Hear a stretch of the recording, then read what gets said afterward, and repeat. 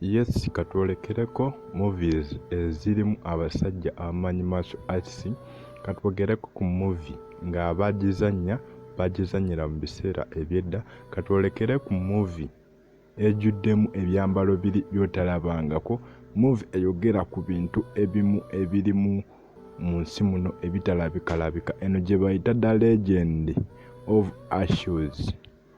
Legend of Ashes movie yafulumye ku Telegram account yaffe. Single movie si ya butundu.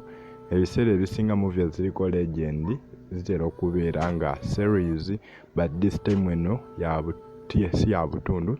So ku subscribing tuweka subscription, ogende mu description then okebere link eriyo, oba okozesa enamba eyesembe ya 51 ogenda kutuusa kweno movie bulambalamba ku Telegram account yaffe.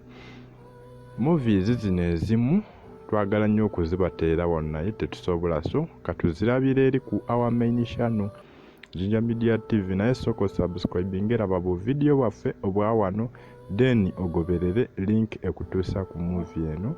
Ebeera movie update, tubawa movies tubategeezaako movie kye yafulumye, etambula etya, ye ani agikola eri etya.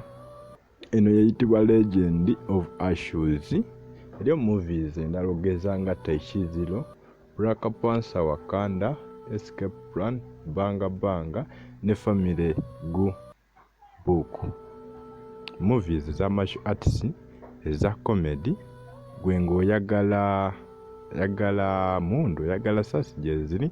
Naye nga weebale ku subscribinga, mwebale ku likinga, mwebale commentinga. Gwatanaba ku subscribinga.